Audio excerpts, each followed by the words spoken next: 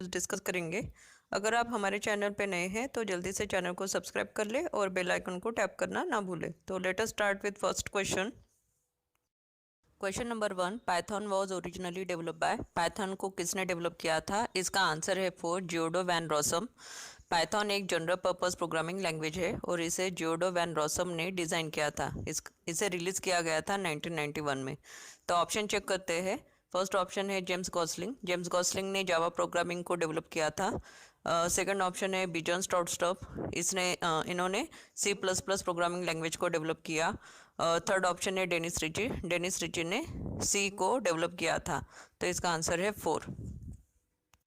Question number 2, what are the different version of Python? Python के कितने versions available है? इसका आंसर है D, all of the above. Python के 3 major versions है, जैसे Python 1.x series, Python 2.x series, Python 3.x series. इसमें Python के सारे वर्जन्स अवेलेबल है, जैसे पाइथन 1.x सीरीज में पाइथन 1.0 से लेकर पाइथन 1.6 तक के वर्जन्स अवेलेबल है। पाइथन 2.x में पाइथन 2.0 से लेकर पाइथन 2.7 तक के वर्जन्स अवेलेबल है। पाइथन 3.x में पाइथन 3.0 से लेकर पाइथन 3.9 के 9 तक के सारे वर्जन्स अवेलेबल है। अभी हाल ही में पाइथन 3.9.0 अल्फा 4 ये वर्जन्स रिलीज हुआ। इसकी रिलीजिंग डेट 5 अक्टूबर 2020 है। Question number 3, what is maximum length of identifier? Identifier की मैक्सिमम लेंथ क्या होनी चाहिए? इसका आंसर है डी, अनलिमिटेड। पाइथन एक हाई लेवल प्रोग्रामिंग लैंग्वेज है और इसमें आप कितने भी लेंथ का आइडेंटिफायर डिफाइन कर सकते हैं। आइडेंटिफायर नेम में अनलिमिटेड नंबर ऑफ कैरेक्टर आप यूज़ कर सकते हो। इसकी कोई मैक्सिमम लिमिट नहीं होती। तो इसका आंसर है D. Question number 4, how many keyword present in Python? Python में कितने कीवर्ड प्रेजेंट है? इसका आंसर है ए, 33। कीवर्ड को हम रिजर्व वर्ड भी बोल सकते हैं। We can not use keyword as a variable name, function name, identifier name. Python में टोटल 33 कीवर्ड है और सारे कीवर्ड केस सेंसिटिव होते हैं। इसका आंसर है डी। वेरिएबल एक मेमोरी लोकेशन है जिसमें आप किसी भी तरह का डेटा स्टोर कर सकते हो। पाइथन में वेरिएबल को डिफाइन करने के लिए आपको कुछ रूल्स फॉलो करने पड़ेंगे, जैसे वेरिएबल नेम हमेशा सिंगल अंडरस्कोर या फिर अल्फ़ाबेट से स्टार्ट होनी चाहिए। यहाँ पे ऑप्शन ए में स्पैम वेरिएबल सिंगल अंडरस्कोर से स्टार्ट हुआ है, तो ये वैलिड वेरिएबल नेम है। ऑप्शन बी भी वैलिड वेरिएबल नेम है। ऑप्शन सी भी वैलिड वेरिएबल नेम है, but option D valid variable name नहीं है, क्योंकि यहाँ पे वेरिएबल नेम स्पेशल सिंबल से स्टार्ट हुआ है। माइनस एक स्पेशल सिंबल है, तो ये इनवैलिड वेरिएबल नेम होगा। But question number 6, VOC is. VOC क्या है? VOC एक ट्रांसपाइलर है। ये पाइथन 3.4 सोर्स कोड फाइल को एज ए इनपुट लेता है और उसे जावा क्लास फाइल में कन्वर्ट कर देता है। इससे हम पाइथन कोड को आसानी से JVM मशीन पे, जावा वर्चुअल मशीन पे रन कर सकते हैं। VOC एक ट्रांसपाइलर है जो पाइथन बाइट कोड को जावा बाइट कोड में कन्वर्ट करता है। तो इसका आंसर है C. Question number 7, Python is dash programming language. इसका आंसर है डी। पाइथन एक वर्सेटाइल प्रोग्रामिंग लैंग्वेज है। ये मल्टीपल प्रोग्रामिंग पैराडिज्म को सपोर्ट करती है, जैसे procedural, object oriented, functional programming. Python में procedural programming, functional programming, object oriented programming के सारे फीचर्स अवेलेबल है, इसलिए इसे वर्सेटाइल प्रोग्रामिंग लैंग्वेज कहते हैं। तो इसका आंसर है D. Question number 8, which of the following are the example of third generation programming language? इसमें से कौन सी programming language third generation programming language के एग्जाम्पल्स है? इसका आंसर है E, all of the above. C plus plus, Java, Python, Ruby, Perl, ये सारे थर्ड जनरेशन प्रोग्रामिंग लैंग्वेज के एग्जाम्पल है। इसमें सोर्स कोड को ऑब्जेक्ट कोड में कन्वर्ट करने के लिए कंपाइलर या फिर इंटरप्रेटर या फिर दोनों यूज़ होते हैं। पाइथन, रूबी, पर्ल ये advance third generation programming language है, जिसमें फोर्थ जनरेशन प्रोग्रामिंग लैंग्वेज के भी कुछ फीचर्स अवेलेबल है। तो इसका आंसर है E. Question number 9, PyChecker is. PyChecker क्या है? इसका आंसर है ए, सोर्स कोड चेकर। ये एक Python source code checking tool है। ये सोर्स कोड फाइल को लाइन बाय लाइन चेक करता है। अगर पाइथन सोर्स कोड फाइल में कुछ एरर है तो वो उसे फाइंड आउट करता है। तो इसका आंसर है A, source code checker. Question number 10, which of the following is not keyword in Python? Python इसमें से कौन सा कीवर्ड पाइथन कीवर्ड नहीं है? तो इसका आंसर है ई, फॉर। मैंने स्टार्टिंग में ही आपको बताया था कि पाइथन में 33 कीवर्ड प्रेजेंट होते हैं और ये सारे कीवर्ड के सेंसिटिव कीवर्ड है। और लैम्बडा, इल, डेल और फॉर ये सारे कीवर्ड पाइथन में प्रेजेंट है, बट ऑप्शन ई में जो कीवर्ड दिया है वो पाइथन कीवर्ड नहीं है, क्योंकि फॉर कैपिटल में लिखा है और पाइथन में for keyword lower case letter में लिखते हैं। तो इसका आंसर है E. Question number 11, how do you get data type of particular variable. किसी भी वेरिएबल का डेटा टाइप फाइंड आउट करना हो तो इसमें से कौन सा फंक्शन आप यूज़ करेंगे। तो इसका आंसर है 4, type function. With the help of type function we can easily identify the data type of any variable. Right hand side में मैंने एक प्रोग्राम लिखा है, उसमें मैंने सी और जेड वेरिएबल को डायरेक्टली यूज़ किया है। पाइथन में हम वेरिएबल को डायरेक्टली यूज़ कर सकते हैं, उसे डिक्लेयर या फिर डिफाइन करने की ज़रूरत नहीं होती। तो यहाँ पे देखिए c = 33 लिखा है, मैंने 33 को डायरेक्टली c को असाइन कर दिया। अभी c वेरिएबल में 33 स्टोर है। अभी यहाँ पे देखिए z को मैंने c वेरिएबल की जो भी वैल्यू है वो डायरेक्टली असाइन कर दी है। But before assigning this value to the z variable मैंने टाइप फंक्शन यूज़ किया है। टाइप फंक्शन में मैंने c की वैल्यू को पास किया है। टाइप फंक्शन क्या करेगा, टाइप फंक्शन c वेरिएबल का डेटा टाइप फाइंड आउट करेगा। तो c का डेटा टाइप है इंटीजर, तो integer data type z variable को क्या होगा, असाइन होगा। और अभी z की वैल्यू क्या रहेगी, इंटीजर। तो with the help of print function we can easily display the value of z variable. तो z वेरिएबल की वैल्यू रहेगी इंटीजर। तो इसका आंसर है 4। Number 12, what is the extension of Python file. Python file का extension क्या होगा। इसका आंसर है E, all of the above. Python source code file को सेव करना हो तो आप .py, .py, .pyc, .pyw ये सारे एक्सटेंशन यूज़ कर सकते हैं। Generally file .py file extension से सेव होती है। .pyc फाइल में कंपाइल बाइट कोड प्रेजेंट होता है। अगर आपको पाइथन इंटरफेस फाइल क्रिएट करनी है तो आपको पाइथन सोर्स कोड फाइल को .py फाइल एक्सटेंशन से सेव करना होगा। अगर आपको पाइथन स्क्रिप्ट को विंडोज़ ऑपरेटिंग सिस्टम पे रन करना हो तो सोर्स कोड को .pyw फाइल एक्सटेंशन से सेव करना होगा। तो इसका आंसर है E, all of the above. Question number 13, which of the following Python interpreter prompt. इनमें से कौन सा सिंबल पाइथन इंटरप्रेटर प्रॉम्प्ट को रिप्रेजेंट करता है। इसका आंसर है ए। आपको पता है कि Python is a interpreted programming language. Python source code को ऑब्जेक्ट कोड में कन्वर्ट करने के लिए इंटरप्रेटर यूज़ करता है और सोर्स कोड को लाइन बाय लाइन इंटरप्रेट करता है। तो इसलिए पाइथन शेल यूज़र को प्रोवाइड करती है ताकि यूज़र उसमें कमांड लिख सके और पाइथन इंटरप्रेटर शेल उसे एग्जीक्यूट करता है और रिजल्ट आउटपुट स्क्रीन पे डिस्प्ले करता है। तो विंडो ऑपरेटिंग सिस्टम पे अगर पाइथन शेल को आपको ओपन करना हो तो आपको पहले कमांड प्रॉम्प्ट को ओपन करना होगा और उसमें पाइथन लिखना होगा। और जब आप एंटर प्रेस करेंगे तो पाइथन प्रॉम्प्ट ओपन होगा। पाइथन प्रॉम्प्ट को हम 3 सिंबल से आइडेंटिफाई कर सकते हैं। तो इसका आंसर है A. Question number 14, REPL stand for. इसका आंसर है read eval print loop.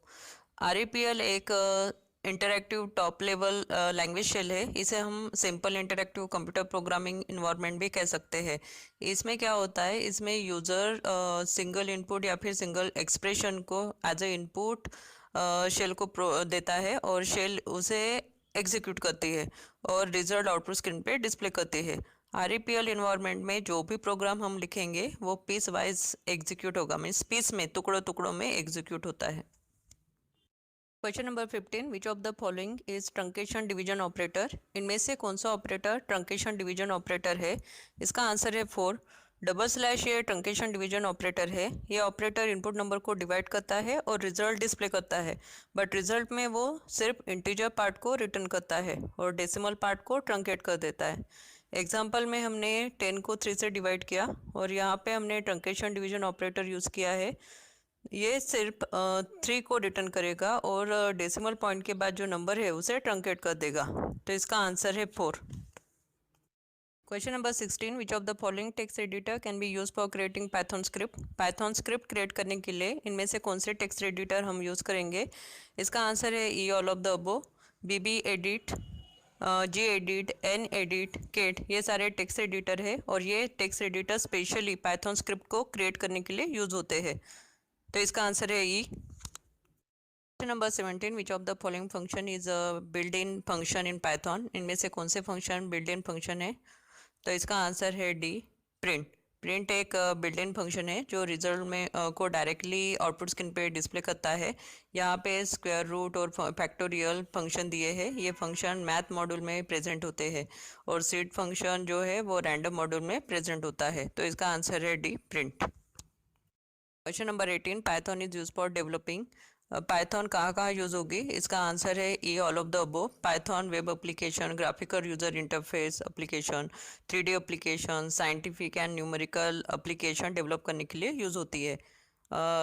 Network programming application develop करने के लिए, डेटाबेस API डेवलप करने के लिए भी हम पाइथन को यूज कर सकते हैं। तो इसका आंसर है A, all of the above. Question number 19, which of the following module support regular expression. इनमें से कौन सा मॉड्यूल रेगुलर एक्सप्रेशन को सपोर्ट करता है? इसका आंसर है सी, RE।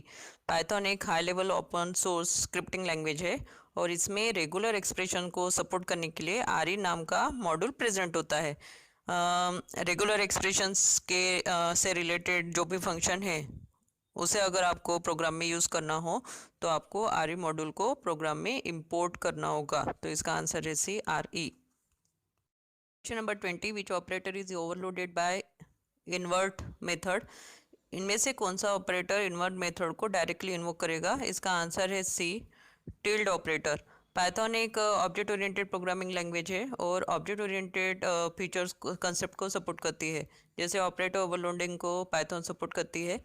ऑपरेटर ओवरलोडिंग में हम ऑपरेटर को स्पेशल मीनिंग प्रोवाइड करते हैं। पाइथन में जब हम किसी ऑपरेटर को यूज़ करते हैं तो उस ऑपरेटर से रिलेटेड स्पेशल फंक्शन या फिर मैजिकल फंक्शन ऑटोमेटिकली इन्वोक होते हैं या फिर ओपन होते हैं। जैसे अगर आप टिल्ड ऑपरेटर एक यूनरी ऑपरेटर है। अगर आप टिल्ड ऑपरेटर को पाइथन प्रोग्राम में यूज़ करते हो तो वो ऑटोमेटिकली इन्वर्ट मेथड या फिर फंक्शन को ओपन करता है।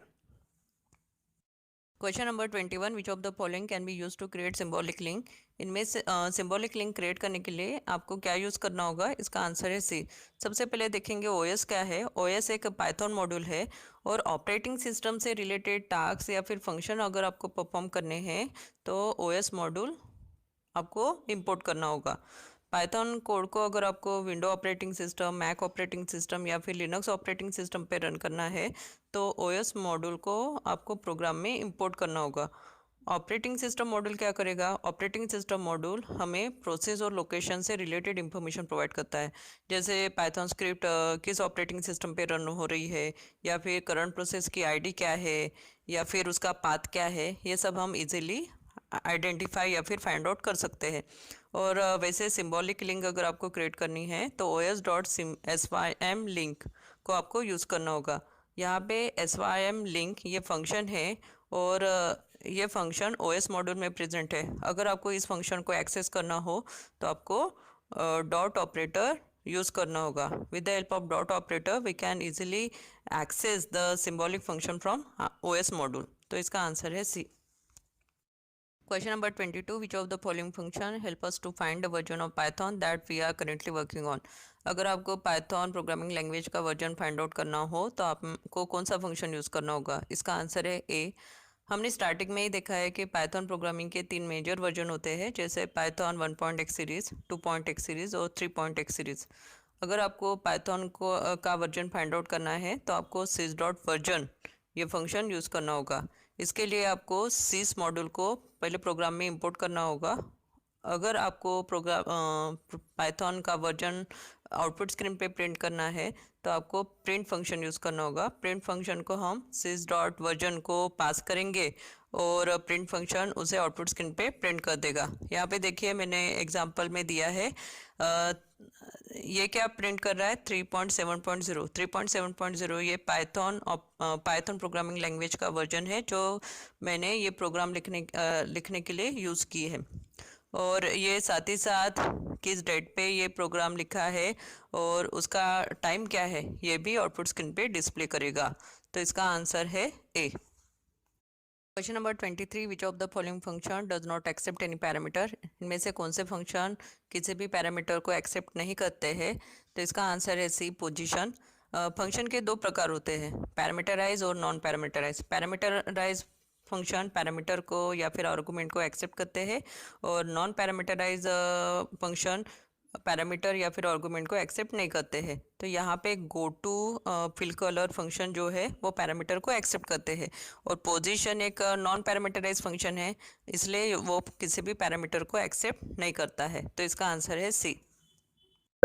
Question number 24, what is shallow copy? Shallow copy क्या होती है? इसका आंसर है ए। अगर हमें ऑब्जेक्ट की रियल कॉपी क्रिएट करनी हो या फिर डुप्लीकेट ऑब्जेक्ट क्रिएट करना हो तो पाइथन में कॉपी मॉड्यूल प्रेजेंट होता है, जिसमें हम ऑब्जेक्ट की डुप्लीकेट कॉपी क्रिएट करते हैं।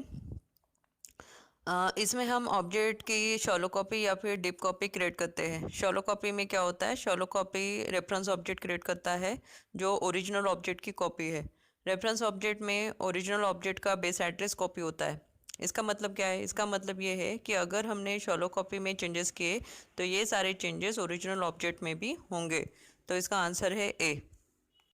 25, PY game was originally written by. PY game किसने लिखा है? इसका आंसर है 1।